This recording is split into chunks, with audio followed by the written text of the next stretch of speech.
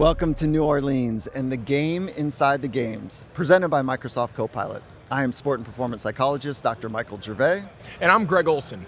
Together, we're pulling back the curtain on the psychology of pivotal moments that can make or break a Super Bowl dream. For those of you who don't know, Greg played 14 seasons in the NFL, and then following his retirement, became a sportcaster. And after just one full-time year at Fox, he was promoted to the #1 team, called the Super Bowl broadcast, and received universal acclaim. That's pretty cool. You played in a Super Bowl, you've called a Super Bowl. Out of those two, which one had more nerves? Which one was more nerve-wracking for you? I've actually gotten that question a couple different times, and I think going into it, before I called it, I think I was actually more nervous before I was the broadcaster, and I'll tell you why. My whole life, I played football. At every level, I was comfortable on the field. I always felt very prepared. Like, it was just something that I had known. It's something that I had done my entire life. And it was an area where you don't always play well. You don't always, have the best game, or everything doesn't always go your way. But I never felt uncomfortable on a football field. I always felt like I was in control of my own destiny. I was always in control of my own performance. And then obviously the millions of moving parts around me, teammates, play calls, whatever's going on, the opponent, kind of would make or break the final result. But going into that broadcast, so it was 2 years ago, pretty much to the day, I was still only calling games. That was only my second full-time season calling games. I called one season the year before on the second crew, and then, as you mentioned, I got promoted to the A crew with my partner Kevin Burkhardt. So going into that game, and we had called some big moments, the NFC Championship, Thanksgiving, Christmas Eve, so we had some big audiences, but you're talking 100+ million people watching, and you have no control over the game. You have no control. How is it going to come out? You're nervous. So I actually was probably more nervous before kickoff that day in the booth than I probably was on the sideline in Super Bowl 50. Amazing. So when you feel nervousness, how do you uniquely feel it? Yeah, so I think, and this is something I talk a lot about with my kids, is it's okay to be nervous. Like, you should be nervous. I always feel like being nervous and anxious and really anticipating a critical moment of your life and whatever it is, it means you care, right? Like, anyone who doesn't feel that burden of, I want to do well, I want to do good, I want to be prepared, so I always took it as a sign that I was in the right spot. Like, this was something that I was meant to do. This was something that's really important to me, and you should care. I always fall back on my process going into something. How prepared am I? To me, my confidence came from my preparation, and that was as a player. And then the same thing when I now obviously get up in the games to get ready to do to call the games in the booth. So I know if I do the work during the week, if I've studied and I reviewed and I have my kind of set process that I do each day leading up to the game, and then finally the morning before kickoff, I have like my routine that I fall back on. That was my life. That's how I survived. That's how I got through bad games. That's how I built consistency, was all my routine, all my processes. And I knew once the ball was kicked off, I'm prepared to go anywhere. I've put the work in, and now you just hope for a good game that you follow along. So you're giving the answers to what confidence is. It's that feeling and that internal narrative that I'm ready for the challenge. I've done my work. I've been tested. I've wrestled with some hard stuff, and I'm ready to go for it, right? So when you were, the difference though that I want to better understand is you had a full support staff, and you had coaches, and you had people around you in your 14 years in the NFL to help you prepare. So there was some support there. In the broadcast booth, you were left really to your own devices to prepare. So talk about the preparation, how you crosswalked from sport preparation to broadcasting or your next professional career. Yeah, it's funny. There's actually a lot of really good, and I've actually talked to a lot of other guys now that have reached out to me to say, how is that transition? What do I do? How do I get started? And it's funny, a lot of the lessons that I learned over not just my 14 years in the NFL, but my 4 years in college, and so many of my lessons I learned through football and playing and the preparation of each game and dealing with the highs and lows. And now in the booth, we don't have a scoreboard, right? Unless you take Twitter as the scoreboard, I guess, which is a Is that oh my goodness. There's really no other, right? Like, we don't walk out of the stadium saying we won or lost. In your mind. Yeah, right. I felt like we really covered that game. We covered all the angles. We were on top of things. We had good moments. There was good drama. Sometimes your best game is really in the hands of, does the game cooperate? Right, so it's a little bit more of a subjective, did you do well, than it was, you came off the field, who had more points? Yeah. You won. How many catches? So it's clear, it's white? objective. Yeah. Right, so that's something that's been a little bit of a and for me. But as far as the we can get into that later, but like as far as the preparation goes, no different than every Monday is a Monday for me. Every Tuesday is a Tuesday. Every game day is a game day. And again, it sounds so cliche because you hear coaches and players preach this for years. And obviously you've studied this more than anyone, but there is such power in knowing that my process has led to a lot of good results. I'm ever tinkering with it. I'm ever changing it. I'm ever kind of improving it along the way. My process for preparing for a game now is very different than it was 2-3 years ago. But at the end of the day, like, I know when that ball is kicked off, everything that I did leading up to that moment, there's nothing more I could have done. And I think that's a very freeing feeling where it's like, you know what, I don't have to hope for this game to just go one way because I'm prepared. But if it goes off the rails, what am I going to do? Like, you prepare for all those situations, all those potential outcomes, all those potential storylines, and then you say, you know what, my notes are here. I don't even probably need them. They're in my mind. I've worked on them. I've kind of workshopped this all week long through conversations, through my notes, prep, phone calls.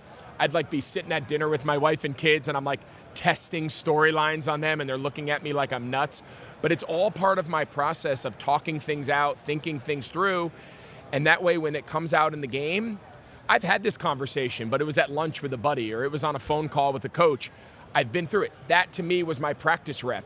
When I ran that rep on Wednesday, red zone, and all of a sudden that play got called on the same yard line on Sunday afternoon, I ran it. I knew the coverage looks. I knew what my adjustments would be. Like, it's kind of the same idea. Many people are so afraid of making a mistake, certainly a mistake that's public, that they over-prepare, okay? And when which is great, like the over-preparation, there's nothing wrong with that. It's the fear that's driving it that actually can show up in the moment that you're trying to perform. And so there's a couple things that take place. You'll recognize this, being a player and in the booth, is that you over-try. You press too hard. You want it so bad that you miss that ability just to trust and to kind of settle into the moment and be in sync with it. And in the booth, you're in sync with your partner, with the game, with the way that it's unfolding. Can you talk about how to trust yourself just a little bit better and how to settle into the moment? So we call it, in music, we call it being in the pocket. Athletes call being in the zone or flow state.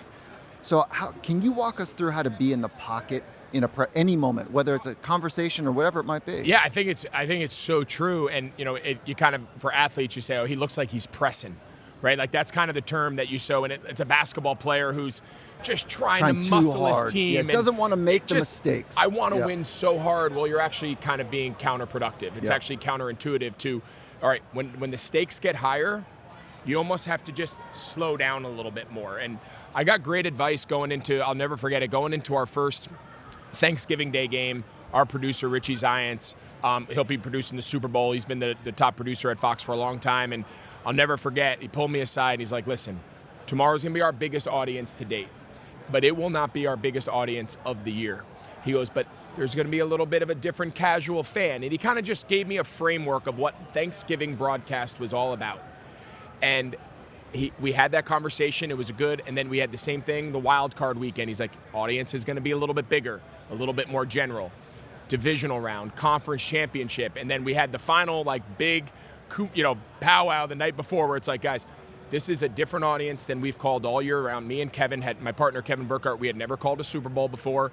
So I'll never forget when he laid out kind of the evolution of the season. As audiences grew, his big advice to me was, early in the game, you have 3 hours to tell everybody what you know about this game. You don't have to do it in the first 2 drives. Oh, that's so And good. it was just a great reminder, and I just kind of wrote it at the top of my game board, where I knew I would see it, and it was just go slow. That was your cue? Yeah, just go slow. Yeah. And I think the part that I love the most about the booth, but is also probably my biggest learning curve, is I love football. I love sharing ideas. I try to bring unique insights into I call it we're going to set the table for the game. There's some really cool storylines. There's some cool matchups. How do we maybe look at this game and this matchup a little more interesting, a little bit different than just he's a great player.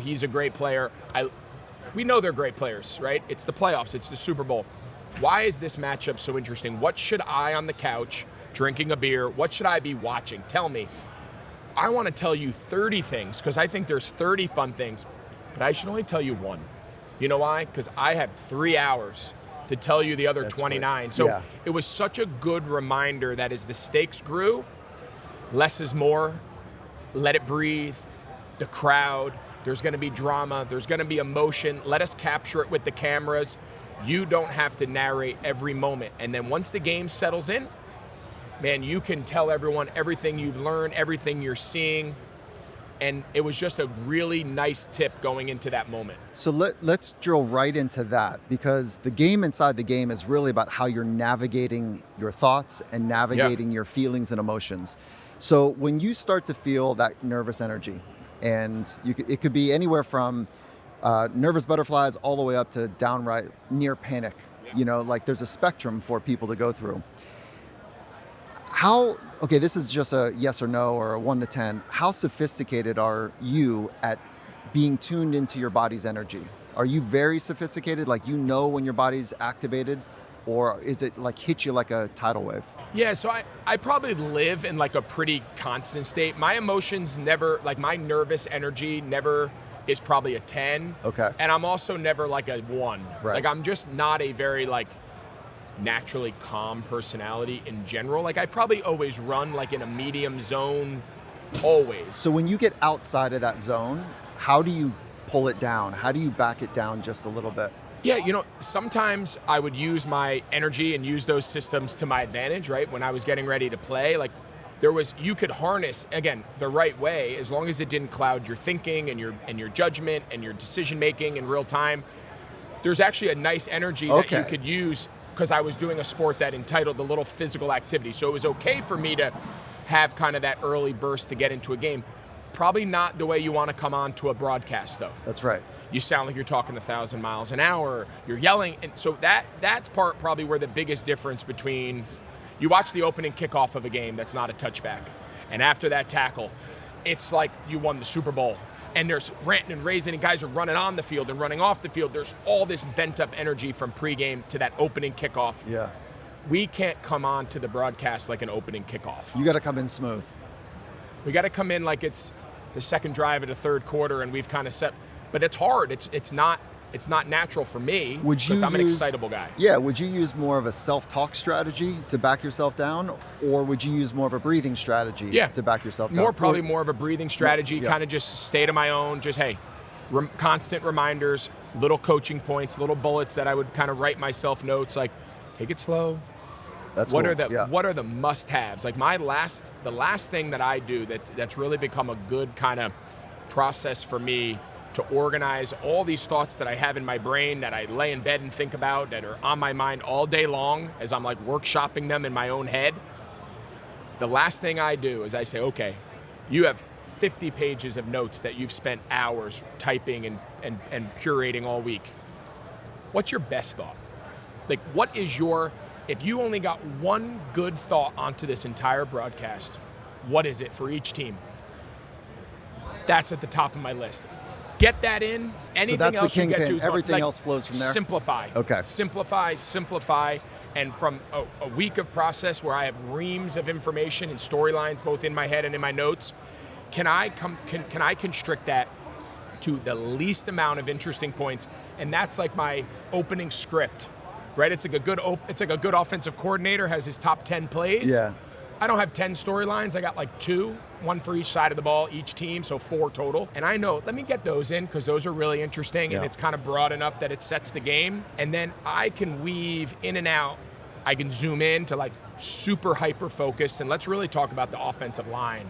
But then I can go big and say, man, what a great job they've done building the locker. Like, we can zoom in, we can zoom out, we can zoom in, we can zoom out.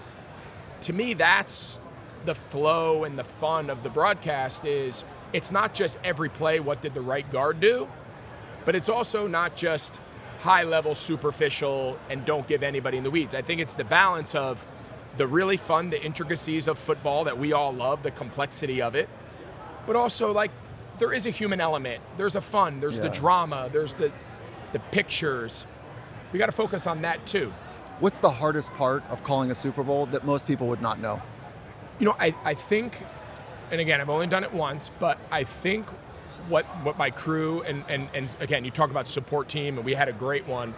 What I learned going in and what I learned coming out was it's a very different audience. It's a little bit more of a casual audience, right? There's a lot of people. There's not 100 million people watching every weekend's broadcasts, right? A really good broadcast, you know, we had our Thanksgiving Day broadcast where everyone in the world is sitting home. We had like 40 that year. Yeah. So, I mean, we're almost tripling it. So it's just the scale of magnitude of how many people are watching this game. Not everyone is a diehard Kansas City Chiefs fan. Not everyone is a diehard Philadelphia Eagles fan. Some of these people might be watching these teams. I know it's hard for all of us to think this way. There's millions of people that this is the first time they're watching these teams all year. Yeah, right. So like we take for granted, hey, in week 4, remember Patrick Mahomes, they were struggling on offense and they were having a hard time and the left tackle. These people have no idea any of that happened. So the job of the broadcast, again, going in and coming out, I would be even better at it the next time, is like, you have to talk to the real passionate football fan who's living and dying for this game, and they want to know, why can Jalen Hurts, in his second time around, how can he beat Patrick Mahomes?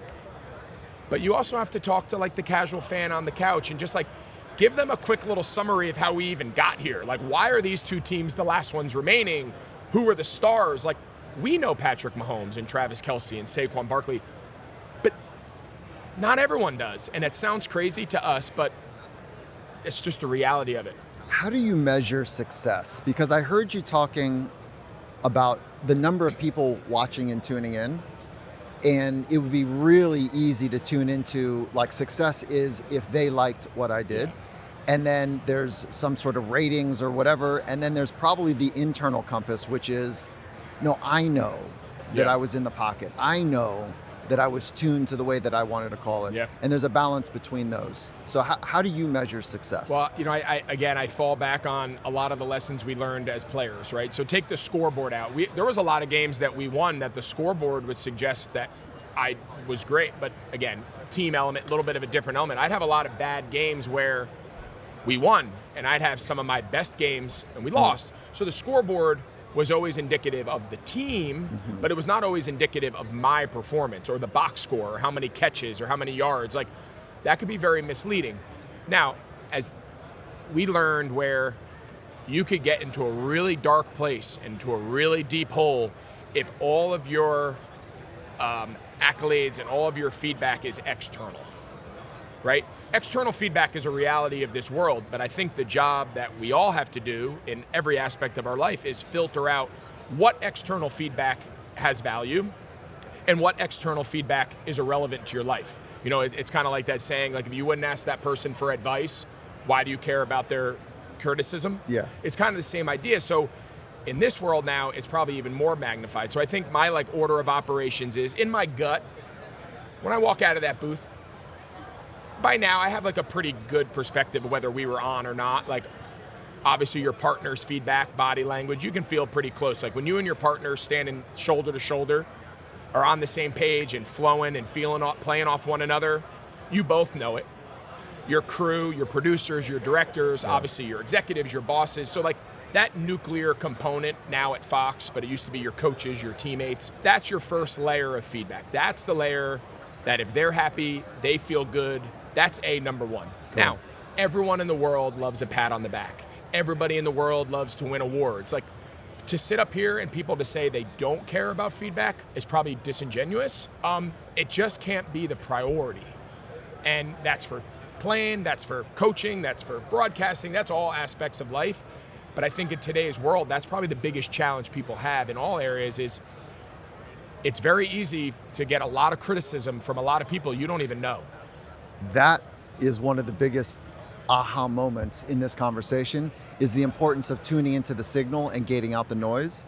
But whatever is coming in, make sure that you're selective about that they really know what they're looking for. They understand you. So there's a tuning between you and your inner circle that is really important. All right, now it's time for the confidence playbook. a special segment presented by Mack Weldon, where we explore the critical role of confidence in high consequence environments. Where does confidence come from for you? You stand with great stature, you speak clearly on the football field, you're extraordinary at what you do. Where does the confidence come from? From my conversations with you, you've kind of opened my eyes to the value of self-talk. That was probably something that I was never really in tune with. So I've kind of tried my best, whether it's parenting or coaching youth players, or just to myself, have tried to kind of steal that from you. If I had never spoken to you at length now about it, my answer would probably look a little bit different. Like, I always drew my confidence from, I'm very comfortable saying that I'm not great at everything. If you ask me, my greatest value is I feel like I'm a good learner, and I feel like I have pretty good self-awareness. Like, I don't pretend that I'm the master of all things. I am very comfortable saying, you know what, that great idea I had, I stole that from Dr. Gervais, or that practice plan coach. That was a great drill. Yeah, I stole that from whoever. Like, I am very comfortable saying I don't have all the answers, but I'm really good at learning from other people. That creates a posture, if you will, about learning, about getting better. So that actually opens up the aperture, as opposed to closing the aperture, the tension where I got to be perfect. They're counting on me. This is my only shot. Man, if I don't get this right, this can happen. So that's a tight aperture when it comes to psychology. You've got an open aperture, which is like, look, I'm a learner. I'm a learner. And I'm going to bring my very best. And I know that I've got high awareness. So situationally, I'll adjust. I'm an adapt. I feel like I adapt. That's where you're confident. This is where you're confident. That's why I'm confident, because I feel like I'm never going to be the best at anything in any given room. That's okay. I can identify the people who are and say, why are they so good? And I'm going to hyper focus and steal what I need. I did it as a player. I do it now as a youth coach. I do it as a broadcaster. Like, there's nothing proprietary about any of this, right? The world is out there full of information. And I think the best learners, the people that are willing to adapt, the people that are willing to implement new practices, why wouldn't you be confident? Because if I'm not good at it now, I'll get good at it. I will get good at it. I refuse to not be good at stuff, although I'm a terrible golfer, because I don't care enough to be good at it, so I don't try, but that's a separate conversation. And your identity's not attached to it. I don't care. I just want to get to the men's grill and have a beer. But like, in the things I care about, I'll find a way to get good at it. So like, I don't know, like that's how I've always been, and I've been comfortable where if I'm not the best now, I'm fine with that. But you bet your ass, I'm going to do everything in my power that I'm going to get there. And if I don't get there, it just wasn't meant to be for me. I didn't have the capacity to be the best, but it's not because I didn't try to exhaust every avenue to get there. Greg, what a masterclass on how you frame who you are and how you approach challenges. And this is a masterclass on confidence that you just gave. Mack Weldon is on a mission to help men feel more confident through their collection of high-quality apparel that blend timeless style, modern comfort, and substance over image. For 20% off your first order over $100, shop now at mackweldon.com and use the code FINDINGMASTERY at checkout. And so I love this conversation. The insights are real about preparation, your openness and your conscientiousness, your openness to ideas, to exploring. You're highly conscientious about how things can be excellent. So you're connected there. You are an extrovert. You like to talk things out. That's exactly right. So this is part of your process. It's part of my process. And you have just that right neuroticism to be like underneath the surface, like, yeah, let's get this right. Let's get this right. Yeah. I really want to make it special. And all of that energy kind of fuels you with this open aperture of like, I'm a learner. Let's go, let's try, and I'm going to keep learning. And then situationally, I feel what's happening here. And by the way, people can train situational awareness. Meditation, journaling, and conversations with people of wisdom helps to open up awareness. And so I don't know if you've actually practiced those, but you have those capabilities. I don't meditate or journal. I feel like, and I should, and I know the powers of it, mostly because me and you have had a lot of conversations about it. So again, I'm ever growing, and I'm ever learning, and I'm trying to continue to improve.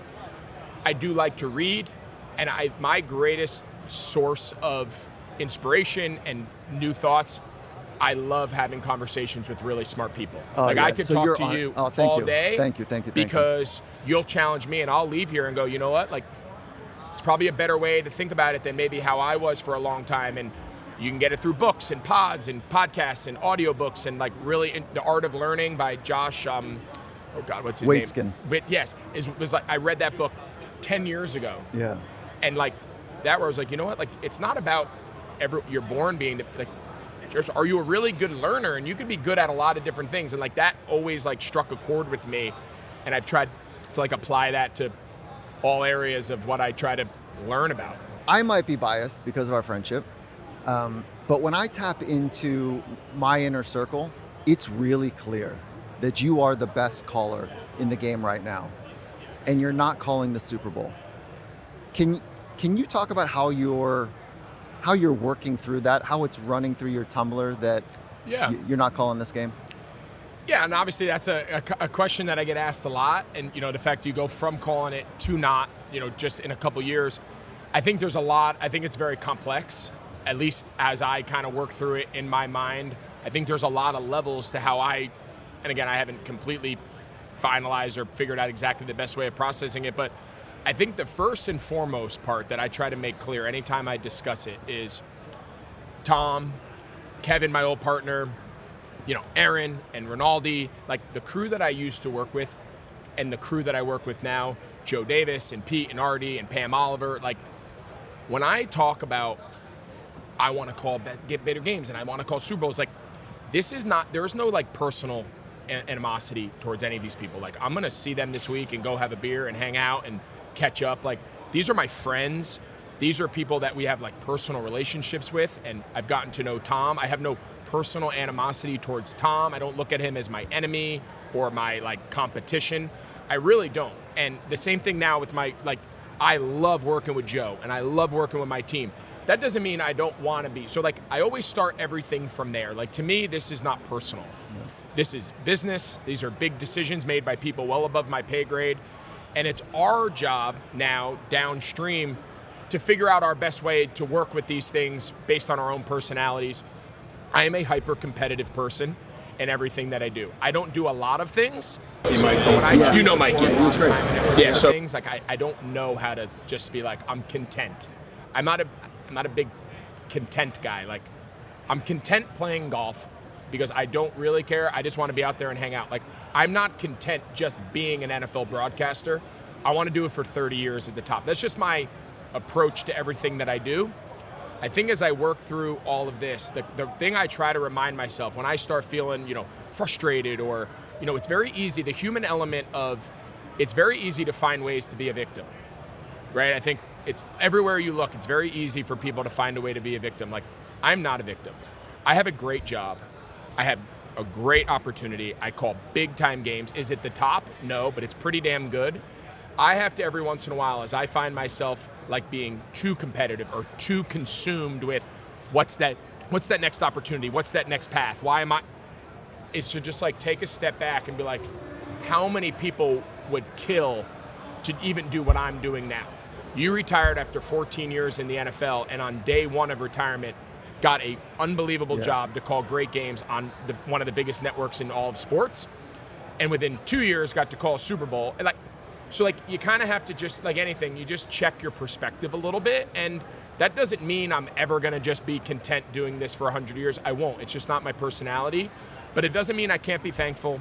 It doesn't mean I can't just say, you know what, I'm thankful for where I am now, appreciate the people that I'm doing it with now. That doesn't mean I don't have other aspirations to move beyond it, but man, like perspective can be such a tricky thing, and oftentimes it comes through heartache and personal struggle and whatever, but like, I think it's nice sometimes to just be like, where am I in the moment? Even if it's not exactly the optimal place I want to be in the perfect world, life's not perfect. Life's not fair. It wasn't fair as a player. I didn't always get the contract I wanted. I always didn't get the amount of passes I wanted. And life's not fair. I've always felt like I can make the best out of any opportunity and best situation and maximize it. And that's how I have to approach all of this. I wish for everyone I know that I love and care about to have that type of framing. And let me decode it just the way that I hear it. There's a gratitude to the people. There's a gratitude to the situation. There's an unsettledness about wanting to get better and take the next steps. And in doing so, you lean on preparation, you lean on learning, and what that allows you to do is have what's called high agency. So you talked about not being a victim. The opposite of that is what you have, which is high agency. And that means I have power. I choose how I'm going to engage with whatever environment, conditions, circumstances are, and I'm choosing to engage to do my very best in those circumstances. So psychologically, in psychological terms, that's called high agency, which is what you have. And then you just really drive in to the things that matter most to you. Being a dad, being a partner in your marriage, being a broadcaster, it's really clean. So now I want to be clear here. That does not mean there's not times where I do feel sorry for myself and I do bitch and complain to my wife. And I think, at least you could tell me better than I feel like that's kind of the human element that we all fight, right? I know I do it, and I know I fall into it. I have to like snap myself out and be like, enough. Yeah. Like, look at this, look at this, look at this. These are all, like, I do fight it because, again, in all my soul, I'm like, I can do this. I know, you know what I mean? So, like, I do fight that battle. By no means am I, like, kumbaya. Like, I'm not an overly optimistic person, but I'm by no means pessimistic. I feel like I'm pretty realistic. Like, when things are good, I call them good. When they're not, they're not. But I'll be honest, like, it's something that I'm still driven by, that I want to, once you taste it, it's hard to not have it. And this is why, for high performers or people that like really care about getting better, I'm always pointing to a gratitude practice, because it's the counter rotation to the ambition of straining and striving for more. That daily practice of gratitude, which is as simple as writing 3 things down that you're grateful for today. The way I do it is not at the end of the day, but at the beginning, is when I wake up in the morning, I just go through like, what am I grateful for? And it's usually, my people. Yeah. It's that I've got a roof. It's that my heart is working, my eyes are working. And I don't do it like a checklist. I just really kind of settle in and feel 1, 2, or 3 of those. And it just sets my brain up like, remember the basics are really cool. Yeah. And then that allows me to stay on my front foot with a gratitude underneath, the surface. Well, I want to ask you, I know this is your show, but I'm going to ask you a question. This is our show. It's our show. Yeah. It's your show. Yeah. I'm going to ask you a question. Yeah. So someone, whoever it is, you're around hyper competitive, high performer, wants to chase everything to the moon, right? We see all these successful people, and the underlying drive of it all is, it's actually a pretty unhealthy in the real world way to live, but in their sport, business, entrepreneur, whatever, whoever they are, it's the only way they were able to achieve and be the person that we all know them to be. So like, one without the other, we wouldn't know who they were. What is that balance between not giving up, not being content when you reach step 3 of 10, because it's good enough? I don't like good enough. Like, that's never something that I've been able to wrap my head around. So like, how do people in the everyday world live a healthy life where they're not just sitting back saying, I'm going to kick my feet up, I'm done pursuing anything of excellence, but also not overwhelming it where every morsel of my day, every morsel of my being is just consumed by nothing's good enough? I love the question because it's really sophisticated. And I'll share it in the way of a story. If you and I are on a path, and we're both on the path of improvement, let's just say, early on that path, we're trying to get better at some basics. And then the path starts to narrow because we know the basics and we're really trying to get better at some details of something. So that's like the path of high performance. And what happens for most people on the path of high performance is that because they were committed at an early age, their identity fused with their skills. So I am what I do. And that's a very, very, very, very, very dangerous fusing of ideas. I am a football player would be one of the most dangerous things that you could say at an early age, because then your complete identity is fused with the output. If I was good, I'm a good person. If I wasn't so good today, maybe I don't matter. So that's the high performance path. Now, at some point, you need to decouple identity, which sounds like you have clearly done, identity from skill. And then you can make a choice. Do I want to continue to the path of mastery? So mastery it doesn't lack ambition, but it is about mastery of self through the craft. Where the earlier part, the path of high performance, is about just being the best or my best because I desperately need it so. Either to make the money, to get the fame and attention, to know that I'm okay, to get the approval from mom or dad, whatever it might be. There's a desperation in that. And if you don't kind of graduate into the path of mastery, it becomes stifling. It becomes overwhelming. It becomes about the output and the knowing that you're okay through the output, as opposed to that rich contour that, oh, I'm in love with just figuring things out. I'm in love with the nuances and the details because this is a mastery of self through this particular craft of broadcasting. That's so well said. Yeah. Awesome. I mean, truly a masterclass on how to work from the inside out. Appreciate it. And so you are a master of preparation. Wow, it's not. And let's do that. And I've got a fun little thing. We asked Copilot to come up with a handful of the most iconic big quotes from broadcasters. Love it. And so I'd love to test you and see if you can call them out and like if you know what they are. And I've had no prep for this just for the record. Yeah, this is not easy now. Okay. And I'm trying not to look at a computer because I don't know if there's answers or questions are on there that you're reading. So don't I'm just look going at to close that. my eyes. So this is what Microsoft Copilot came up with. So the first one. Do you believe in miracles? Who said that? Oh, who said that? Oh, that's Al Michaels. Wow. That was when we beat the Russians, right? Yeah. Or the Soviets, I guess. 1980 Olympic Miracle on Ice. Miracle on nice Ice. job. 1 for 1. Okay, good. That was what, Lake Placid? I think it was. Is that right? Yeah. Well, Lake that's Placid? really good. Okay. Whoa, Nelly. Whoa, Nelly. Brett Musburger? Oh. No, it's Ding, ding, ding, ding, ding, ding, ding, ding. Was that right? Keith Jackson. Keith Jackson. I knew it was a college football guy. Okay, here we go. Boom. That's what football's all about. John Madden. Okay, good. You got that one. That would be the easiest one for you to get. Down goes Frazier. Down goes Frazier. Down goes Frazier. Oh, Jesus. It was Muhammad Ali and Frazier. Oh, God. The Thrill in Manila, right? Close. Boxing, Close. So who would have called those iconic? Oh, God. Dun, dun, dun, dun, dun, dun, dun, dun. I can picture his face. I don't know. Who is it? Howard Cosell. Yes. Okay. Now here's a guy who, this is his go-to phrase. Oh, it's Chris Collinsworth. That's great. Okay, good. All right, this was a tricky one. I may be wrong, but I doubt it. Oh, God. Could be a lot of people. Charles Barkley. Oh, Charles Barkley. Okay. He's got some good ones. He's got some great ones now. The thrill of victory and the agony of defeat.